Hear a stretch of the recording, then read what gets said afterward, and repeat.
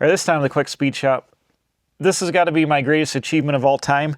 I swapped in a set of junkyard van seats into my yellow 37 Buick that I'm sitting in here. These seats are the best seats I've ever sat in my entire life. Dual armrests, they recline, they track forward and back. They're so comfortable, it's like sitting in a recliner. This has got to be up there with like launching the space shuttle in terms of like the height of technology and awesomeness. I can't believe it. Let's start showing you how I did it. Guys, it's Josh here from the Quick Speed Shop. We're back once again working on the yellow 37 Buick. Last time I got the engine dumped in and bolted a bunch of stuff on it, and I did some more off camera, and it's looking pretty good.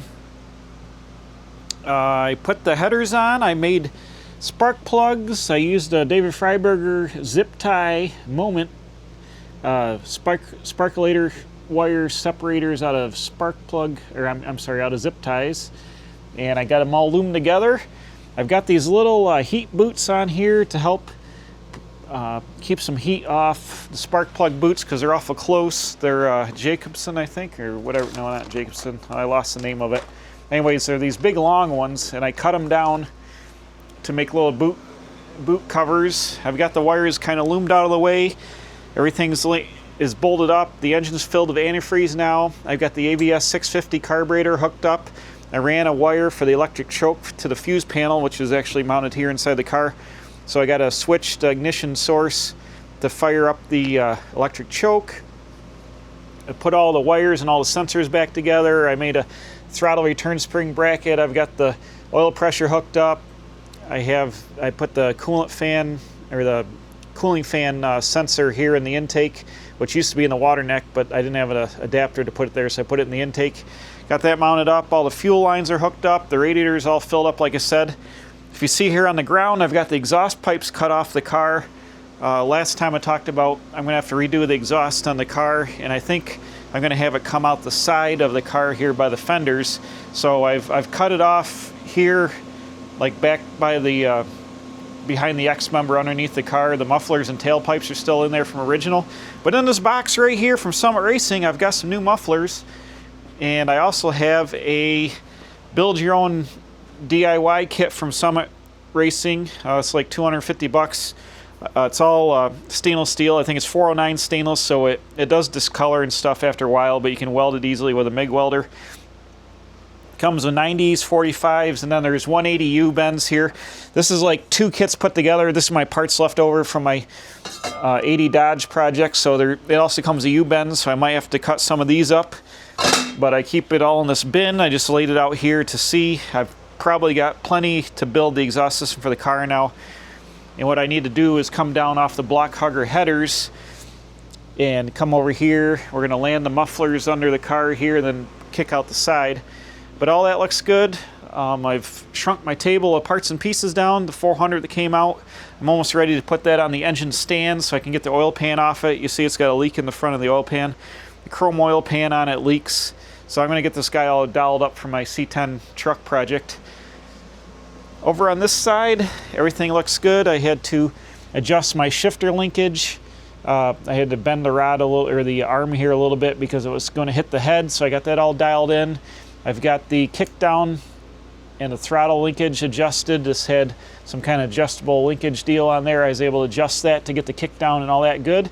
Everything works good. A wide open throttle here. Distributor is kind of dialed in timing wise, so that's good to go. And here's these wires here loomed on this side. You can see the heat boots here to help just keep the heat away from the headers. The headers are pretty close to the steering, but there is a, I don't know, 3/16 of an inch gap down here. So if the engine moves around and it ends up contacting this steering rod end, I guess you call it, that's holding a steering shaft, it's got some adjustment. I can back it out of the way. There should be enough room in the U-joints to move the shaft a little bit. It's awful close to the frame down here though, so I got to be aware of that. But I could probably back it away from the engine, from the headers, like an 1/8 inch or so if I had to. But I think it's going to be okay. So all that's hooked up. The torque converter's filled up.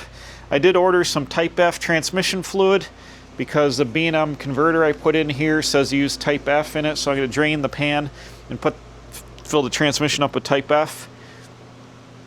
Everything else is pretty much bolted together, so We're very, very close to be able to start this. I just need to relocate the battery and hook up new battery cables and then build the exhaust system, at least back enough to put mufflers on it, because you don't really want to start new engines and no exhaust. You know, God forbid there's some kind of knock or something. It's very hard to hear with open headers, so you usually want to start a car with an exhaust system on it so it's quieter, so you can hear if there's like a horrendous noise in the engine that you don't know about. But this engine shouldn't be that way because it was run at blueprint on the dyno, so it should be good to go. But everything else is bolted in. This engine swap is 99% complete. So let's open up this box and see what we got here. Probably the video right before this, you saw me out in the driveway working on the black Dodge. I actually filmed that last night and today. Put the box back on that guy, and I'm pretty excited about that. But man, it got so cold. It was like 20-something degrees out, and with wind chill, it's like 12 degrees out. Too cold for me out there, so I'm back in the shop here. Oh, okay, so what we got here is I ordered a universal choke cable. This is choke cable from Dorman. This is for the 600 Edelbrock that was on this 400 in this car. I'm going to probably use that carburetor on the 40 Mercury. So I bought a cheap cable for that. Here's my ATF. Oh, look, it comes in like big Ziploc bags. I bought Type F right from Summit just because it was $7.99 a quart. It's Valvoline Type F. And I have a hard time in the auto parts stores going around. Usually got to go to like 4 auto parts stores. I think I bought 12 quarts, something like that. Yeah, 6 and 6. So you got to go to like, 4 auto parts stores to find, ATF. They want to sell all the generic mix match stuff or whatever. It's hard to find and do hot rod stuff now. So it was easier just to buy it all right in Summit and have them ship it. So that was that. I'm going to guess that these are the mufflers. Let's see. Oh, made in China. Dang it. Well, can't really screw up stainless steel. So these are Summit brand's cheap like turbo mufflers. I put these on my brown 80 Dodge. They work good for, especially for a car like this. It's going to have a short exhaust system. It's a straight through pipe. If you can see through there, you can see my thumb in there. It's a straight through pipe, perforated with fiberglass around it. Stainless steel body. They're pretty quiet at idle and cruise. If you floor it and like really rev it up, then they get raspy. So they're a lot more mild than a glass pack. They are quite quiet. I think I can talk through it. Can you hear me? Really quiet, sit down. Hello, hello. So they take a lot of sound out, but they're 409 stainless, just like the exhaust system we're going to be using. They're like $49. You can't really go wrong with these. They're nice shape. I think they're 4 inches tall and like 14 inches long, something like that. So they're pretty small. They'll fit right up under the car real good. And kicking the exhaust out the side, I don't want it to be like really loud, obnoxious. I mean, you could get like Flow Masters or whatever that are about this size, but they're pretty aggressive. So in this car, I want it to sound good, but I also don't want it to be obnoxious driving it, with the windows down, especially with the exhaust coming out the side like I'm going to make it. So I went with these guys, and they should be good. I got a pair of these, so I like how they got to put it in big letters. Made in China. Thanks for telling me. Great. I must have forgot that last time I bought them, but like I said, I guess you really can't screw up stainless steel. So whatever. So I got 2 of those. Got here. Clamp. Okay, these are stainless steel band muffler clamps. Here. These like clamp-on deals, 2 1/4 inch. They slip over the OD of a pipe. I think they'll slip over the OD of the... Got a couple of these clamps. I've used these. They're nice because you can clamp them down. You can take the exhaust system apart instead of using like a crush style clamp where you can't get the pipes apart again. These are nice for bolting them together. These are like $9. I bought a couple of these just to have in case I need them. I believe they're also kind of stainless steel. Set them there. And then I bought one more thing from Blueprint. I needed an air cleaner. My dad had the air cleaner on the 400 on the Edelbrock without the choke. He had a deep recess air cleaner. But when I got the carburetor with the electric choke, the bottom of the air cleaner wouldn't clear. So I ended up buying from Blueprint through Summit. Since we got the Blueprint engine, I bought a Blueprint chrome air cleaner. It comes with like a K&N style filter, but it's got a flat bottom, so this will sit up off the carburetor, and we can put this on right now probably. It'll sit up off the carburetor, not interfere with the choke. So I just bought that brand new chrome to throw on there because I didn't want to have to fight. So I'm not really sure where this video is going to go yet, but let's go ahead and put the air cleaner on, since that is something we can easily do.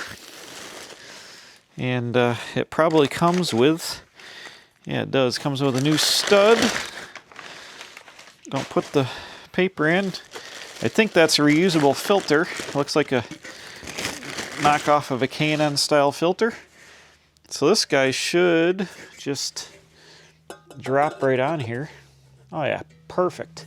It clears the HEI. My dad did that big one. He had dimpled it for the back of the HEI, which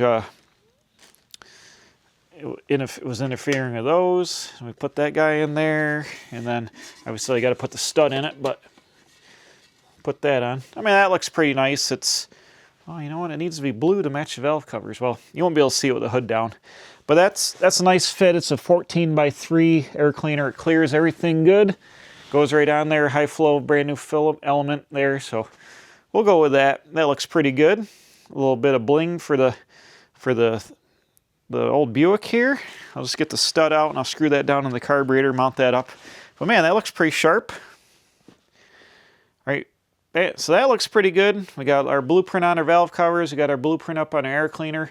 Could paint those letters blue to match the valve covers, but I probably won't do that. I'll probably just leave it like it is. But that looks pretty shiny under there. Pretty nice, dressed up, clean, you know, clean street rod look there.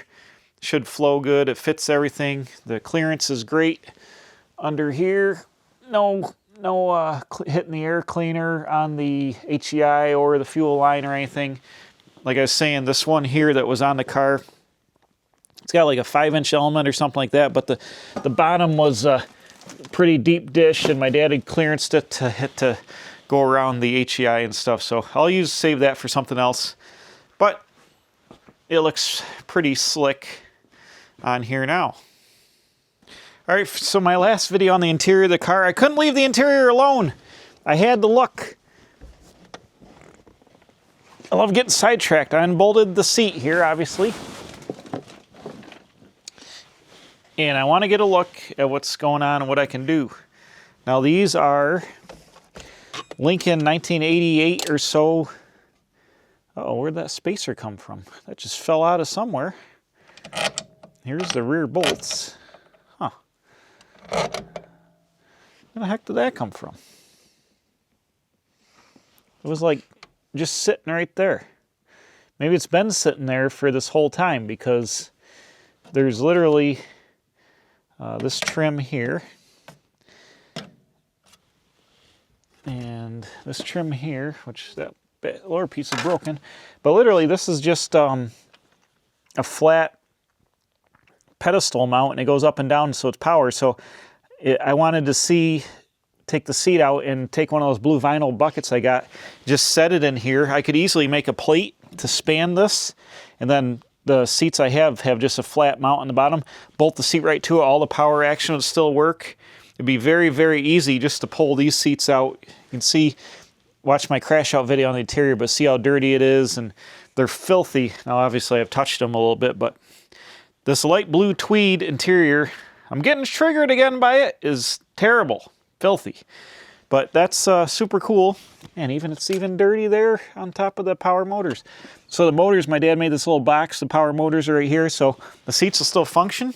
I'm gonna go get one of those blue van seats and set it up on here, because I could just make an 1/8 inch steel plate to bolt right across here, or something, you know, to mount it up, and just easily bolt the seats in, then bolt them back out if I don't like it, or if I want to, you know, redo the interior later on. It's easy. I can put these in plastic bags and save them in the house so they won't get destroyed. All right, I have returned to my van seat. Check this out. These I got out of the junkyard. Dual armrests. They were in a Ford. Were they in a Ford van? They were in some kind of van. Obviously, they weren't original to the van because the van was like from the late 80s, and these are not late 80s seats. But they're blue, they're vinyl, they're mint. The best part is they mount flat to tracks or flat right to the base here. Very simple to run. But I think I can just make a plate to set this guy like right down on the tracks. Ooh. It sits a little taller, but let me look. Can I go inboard a little bit?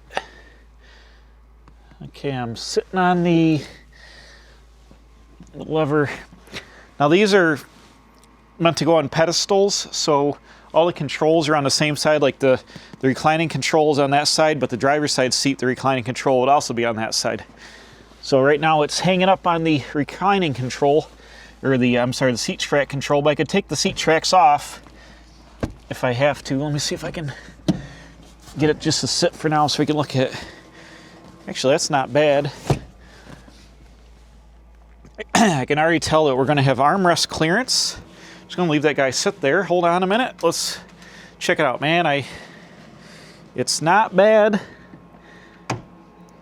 Does the door close? Yes.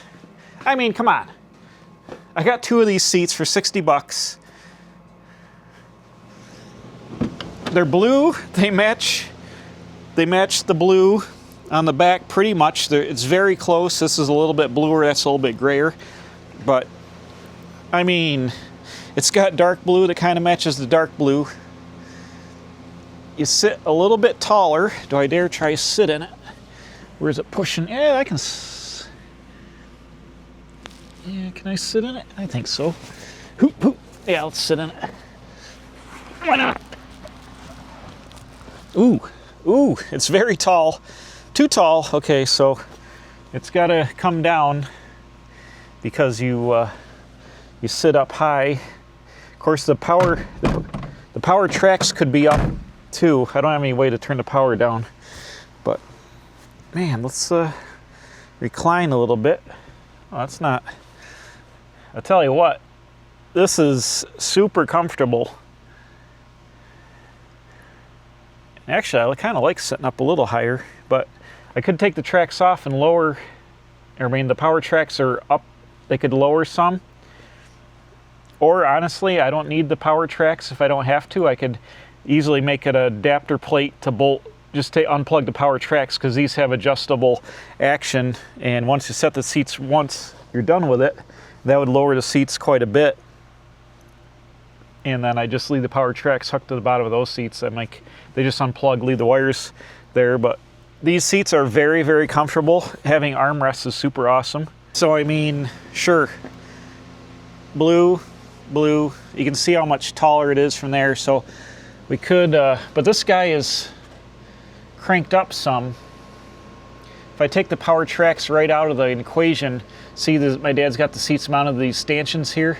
I could make some kind of adaptator bracketry, but if I could get the seats to sit down, where's my light?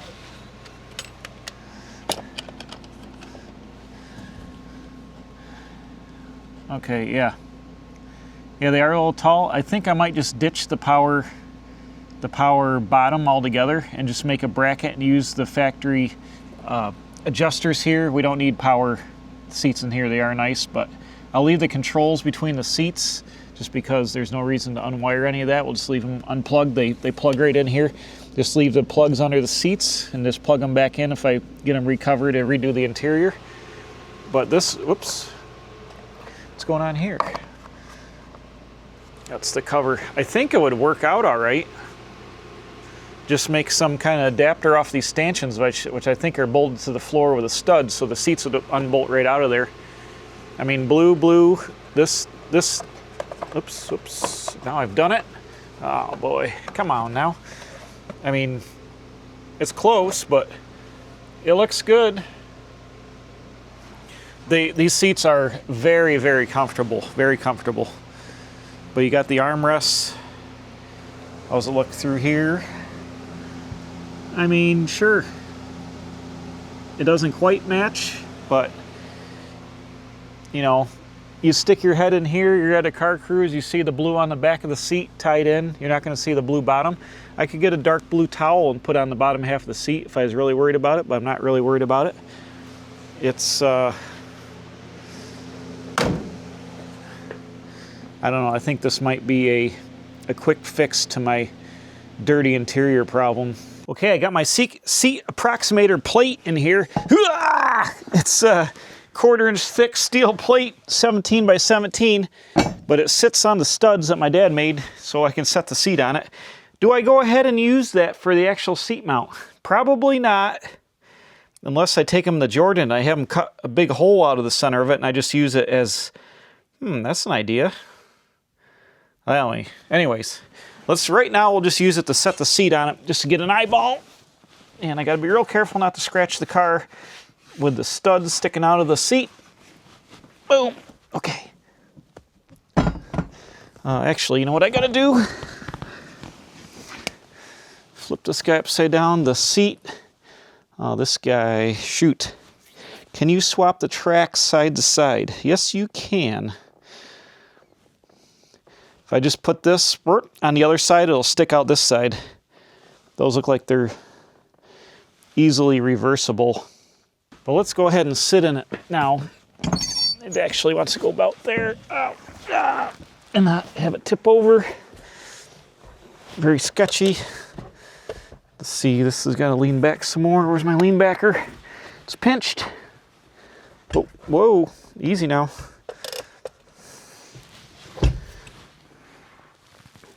All right, so that's nice. The lean backer is into the electronic controls, but as long as I set the seat, you can get your finger in there and you can run it. And can I close the door with the armrest? Yes, I can. So that's a perfect spot for the seat. And this literally puts me exactly in the same seating position that the power seats were. Plus armrest, plus the seat belt. The seat belt, where's the seat belt? The seat belt fits perfectly right down there. We just showed you that already.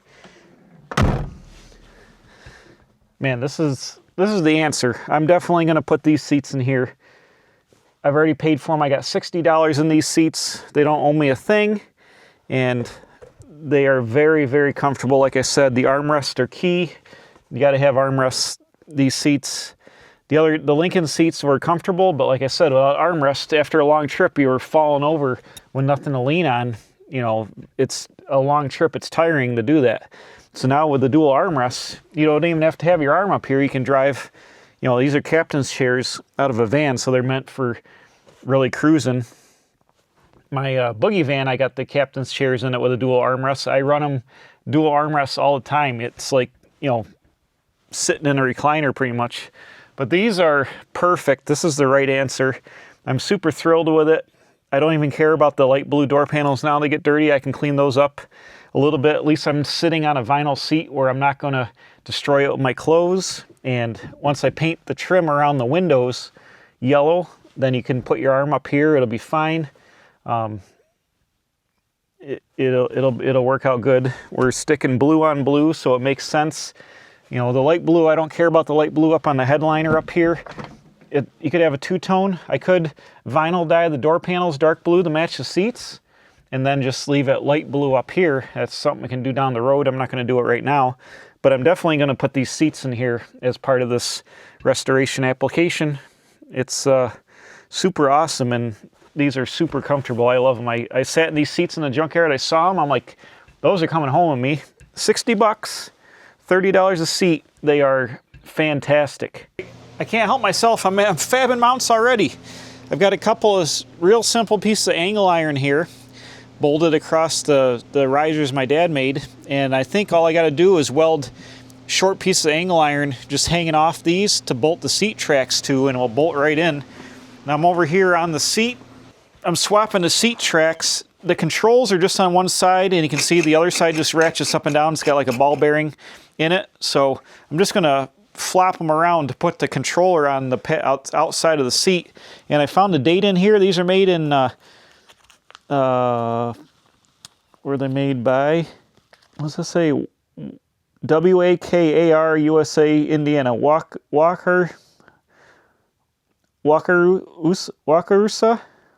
Wakarusa, Indiana. 1987. So maybe they were factory to that van seat, or that van I was looking at.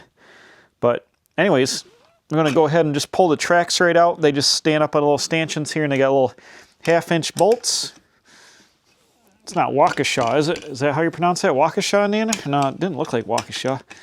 Some kind of weird name. Anyways, seems like all the custom seats, like old van seats and stuff, everything's made in Indiana, like Elkhart, Indiana and stuff, and trailers are made in Indiana. It's like a huge manufacturing hub for van and trailer stuff, which is super awesome. Shout out to Indiana. So this guy will pull off of there. Oh yeah, these are symmetrical, so we'll be able to swap these side to side. Let's see, is this one gonna kill me when I release it? Nope. Boom. Perfect. This will be fan, or I should say van freaking-tastic. See what I did there? Van-tastic. Man, I love fixing stuff with junkyard parts. That's where it's at. Boom. So let's match them up. They go to about there. Boom. Boom. Boom. All right. Let's set these up to the same. Yep. The same deal. Let's put this back in the car and check it out. All right, here we come with our brand new seat. Don't scratch the paint. Oh, don't kick the camera or scratch the paint. Oh, what am I hitting? I'm on the controls. Okay. Look at that. Are you guys looking? Yeah. Oh, that's gonna be perfect. I'll just weld some action on. Whoops, whoops, hang on. Careful. Oh yeah, this is gonna be nuts. Look at right here. This is gonna work out great. Oh man. Oh, the seat belt is perfect. So if I go this, oh look at, that's gonna work out great. Can I reach the recline lever? Yes, I can. Get my recline on. Oh man, we're ready for the drive-in now. I can't explain how comfortable this is. These seats are awesome. Like, you're on a trip, you're leaning back, you got both armrests out, you're cruising, got plenty of leg room here, and it can adjust back and forth. The seat, like this bolster here, wraps right around. These seats are 1,000 times better than these Lincoln seats. These Ford van seats are awesome. Oh my God, I can't believe it. And these Trex mounts will be super simple. This is awesome. This is the best thing I've done besides the engine, which we haven't even run yet because we got distracted by interiors, but I had such a freaking crash out last time I talked about the interior with the Tweed. I was hating on life and specifically hating on the blue seats getting trashed. Now I can sit in them, not worry about it. They're super comfortable. They sit perfect. They got armrest. Whoop, easy. They got armrest. It's awesome. I'm not going to worry about the rest of the door panels, the interior right now. I can drive it just like this. I am going to paint these yellow, like I said, and get rid of that nonsense. But other than that, this solves all my problems, makes it feel 1,000 times better. And I think the upholstery on these seats looks better. It's like big wide tuck and roll. It's got a vintage look. I like the buttons on it. This is awesome. You could ride anywhere you want. This car is going to be a total freaking highway performer now. It's going to have, if you haven't followed along with all the series, I'm getting a Ford 9-inch rear end from Quick Performance. It's going to have a 3.00 gear ratio, limited slip. We got the Turbo 350 here, so with 3.0 gears, instead of turning, it's got 373s in it now, so instead of turning 3,200 RPM at 70, it'll be doing like 2,300, 2,400 at 70, which would be way, way, way better for the 350. It'll be, you know, $2,000 or less cruising around 55 miles an hour in town, which will be perfect. Good gas mileage. One of the goals is, Ted and I, for shouting out for 2026, we're going to go on Power Tour. We're doing the first 3 days of Power Tour. We're not going all the way out to Oklahoma because it's just so far for me to get back home to New York from Oklahoma. But I think we're going to do Monday, Tuesday, Wednesday. We're going to hit up South Bend on the way out. We're going to go to the Studebaker Museum. I haven't been there since 2002.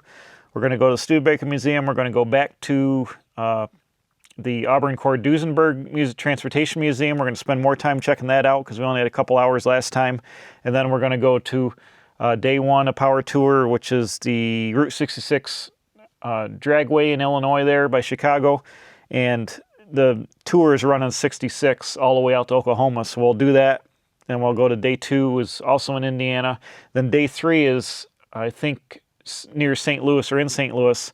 But the reason I want to go to St. Louis is I'm going to go to the Bigfoot World Headquarters there in, where is it, Pleasant, Missouri or something like that. Anyways, we're going to go to, I've always wanted to go to the Bigfoot World Headquarters and see all the trucks and, you know, 4x4 Midwest 4x4 Center, whatever Bob Chandler's business is called there.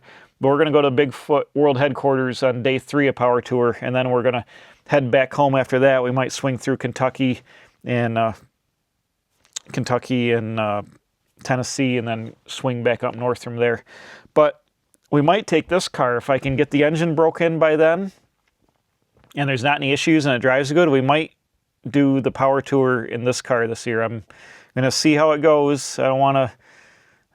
It's a lot of driving, and I want to make sure I got to put 500 miles on it and break it in between spring and June. So like March, April, May, which is tough for me because I don't really want to drive this car to work, which maybe I should, but I work at a college and there's lots of kids and monkeying around going on and door dings and stuff. I really don't want to drive this to college, but they get out in May, so I would have a couple of weeks in May where I could drive it. Actually, almost a month before Power Tour, I could drive it almost every day. So that would work out. But we definitely want to put the break-in mileage on the car before we take it on a big trip like that. And the rear end, hopefully I'll have the rear end by then. It should be in by then. I don't know if there's a break-in period with the rear end, but a lot to shake down before a big trip like that with a lot of new components. So we'll see how it goes. If not, we'll go in the van. The van would actually be nicer because I'd have a lot more room to haul luggage and stuff and whatever you buy, and I won't have to worry about this car out on the road, on the highway and all them times and being at hotels. So maybe, I don't know. We're up in the air right now if we're going to take this on the Power Tour, but if not, if we do, we're going to have awesome seats to ride in. I'm more excited about this than changing the engine. I'm getting out. Here we go. All right, it's the next day. It's actually Christmas Eve, so Merry Christmas to everybody. Thanks for watching, and I hope you guys have a great Christmas and Happy New Year coming up in a couple days. But that doesn't stop the work here. Now, I've been making mounts here, and I forget exactly where I left off in the last clip. So anyways, I'm making real simple angle iron pieces here, and I've got the passenger seat all figured out and tacked together. So let me pop the seat out and take a look here. I gotta set you guys down for 1 second. You watch over here while I lift the seat out. Yep, there we go, got it. Don't scratch the paint on the car. All right, so how this turned out to work is the back angle iron, I've got 2 pieces welded hanging off the back, and I'm trying to do it so the tracks are kind of centered into the seat, so the seat is maximum forwards and backwards action.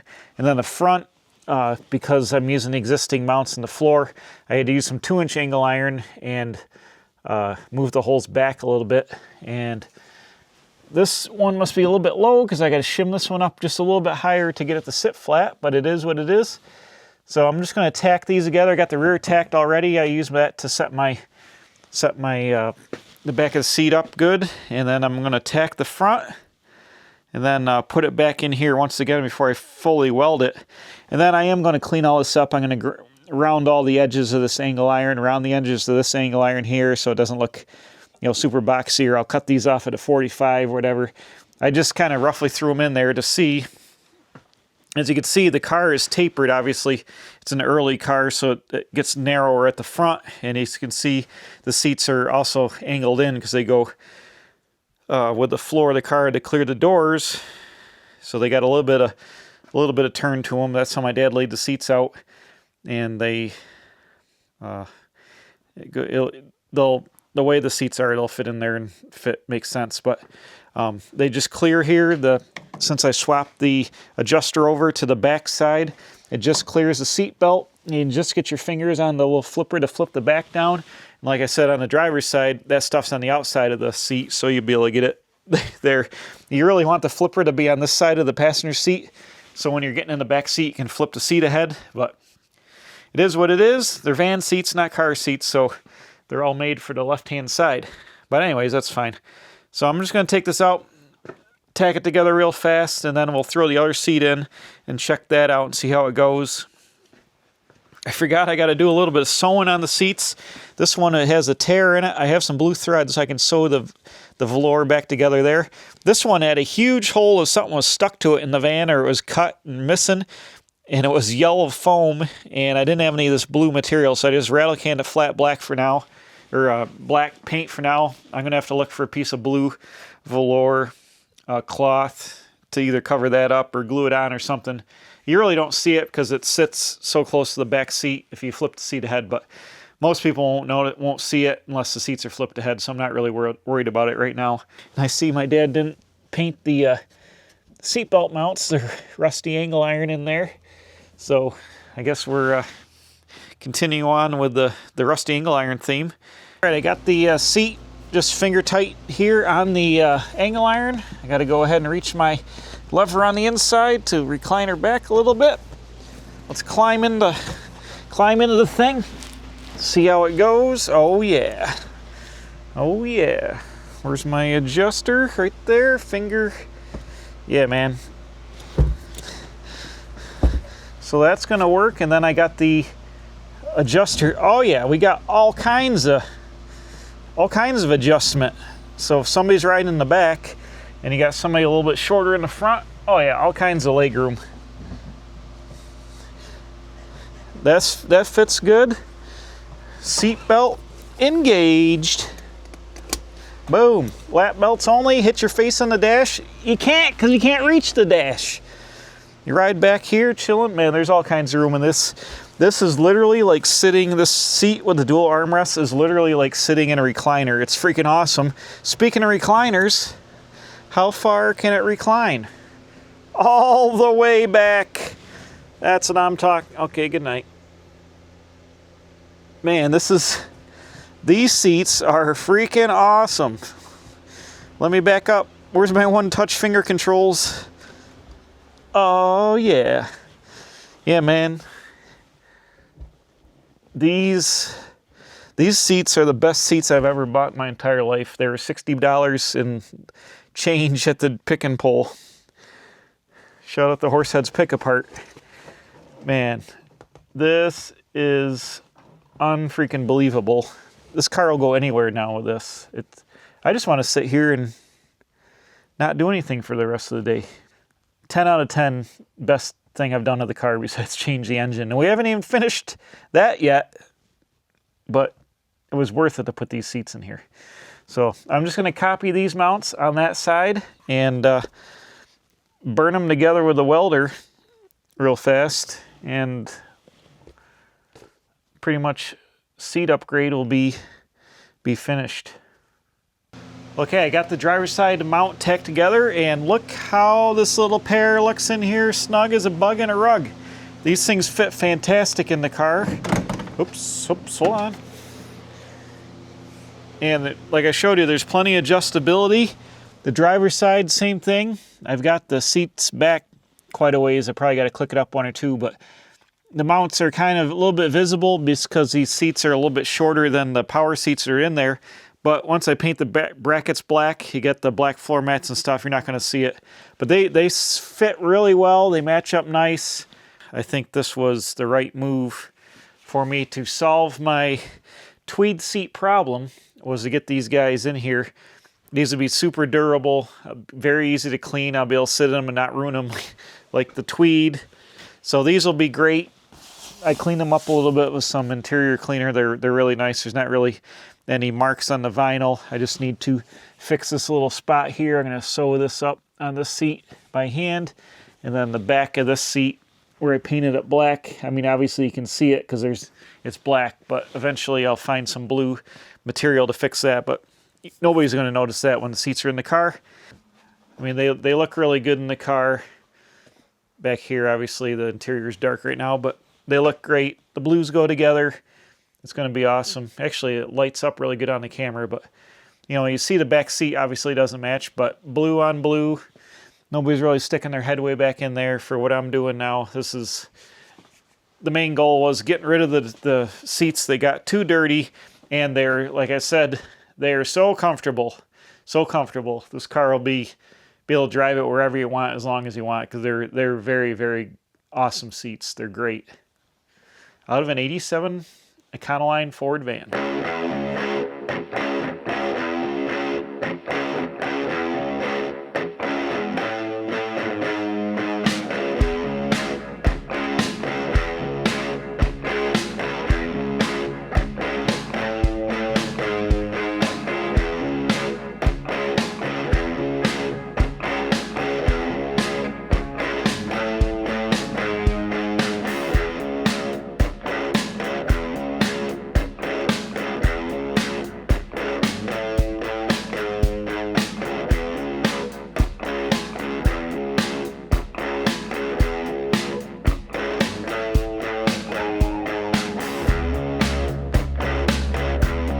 Just dress this guy up with the grinder a little bit. I cut some 45s off here, so it's, you know, it didn't need to come out straight, so you won't catch your feet on it or nothing here. Cleaned off the back, and then I rounded all the edges on all the surfaces. So this is the front of the driver's side. You're looking at it, that's a finished bracket there, and it'll be plenty strong enough to hold these seats up. You're never going to bend this angle iron sitting on there. It'll span it just fine. And I'm just got to do this 3 more times, clean the other ones up, and then I'll throw some primer and paint on these, paint them black. We'll throw them back in the car, bolt the seats down, but that's probably it for the interior upgrades for now. Like I said, like I said earlier, it's Christmas Eve, so I'm just going to get the paint on these tonight. I won't have time, and then tomorrow, Christmas Day, I got to go to my family's house, so I won't have time to film any more on this, so we're going to pull the plug on the old seat installation video right about now. But guess what?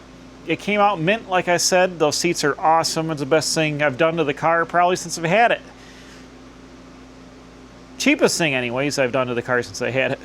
But super awesome. Thanks for watching. I know this is going to come out after Christmas, probably a week or so after Christmas, but I hope everybody had a Merry Christmas, and if it comes out a week later, I guess Happy New Year.